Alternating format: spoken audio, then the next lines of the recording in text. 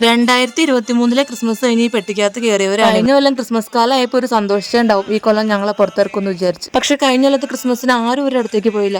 അവർക്ക് നല്ല വിഷമമായിട്ടുണ്ടാവും എന്നാണ് ഞാൻ വിചാരിച്ചത്. പക്ഷെ അവരാണ് ഈ യേശുക്കുഞ്ഞിന്റെ കൂടെ ഇരുന്ന് കളിച്ചും ചിരിച്ചും സമയം പോയത് അറിഞ്ഞില്ലായിരുന്നു. ആദ്യം തന്നെ തുള്ളിച്ചാടി വന്ന നമ്മുടെ ഗബ്രിയേൽ മാലാഖയാണ്. കഴിഞ്ഞ വർഷം പുറത്തിറക്കാത്തതിന് ഒരു സോറിയും പറഞ്ഞു, ഈ കൊല്ലം അടിപൊളിയാക്കണമെന്നും പറഞ്ഞു. അടുത്തത് ഒരു കുഞ്ഞ് ആട്ടിൻകുട്ടീനെയൊക്കെ പിടിച്ചിട്ട് നമ്മുടെ ഒരു ആട്ടിടേനെയാണ് കിട്ടിയേക്കുന്നത്. പുറത്തിറങ്ങുവാന്ന് മനസ്സിലായപ്പോ എല്ലാവർക്കും ഇറങ്ങാൻ. പുറത്തിറങ്ങുന്ന എല്ലാവരോടും ഞാൻ പറഞ്ഞിട്ടുണ്ട് ഈ വർഷത്തെ ക്രിസ്മസ് അടിപൊളിയാക്കണം. നമ്മുടെ യേശുക്കുഞ്ഞിന് കൊടുക്കാൻ സമ്മാനമൊക്കെ ആയിട്ട് ആദ്യത്തെ ആളെ കിട്ടിയിട്ടുണ്ട്. അടുത്തത് നമ്മുടെ പുൽക്കൂട്ടിലെ മെയിൻ ആള്, പുൽക്കൂട്ടിന്റെ ഉടമസ്ഥരായ അമ്മയും കുഞ്ഞും. ആട്ടിടയന്മാർക്ക് ആട്ടിൻകുഞ്ഞുങ്ങളെ എന്നും അവരുടെ സ്വന്തം കുഞ്ഞുങ്ങളെ പോലെ ആയിരിക്കുമല്ലോ.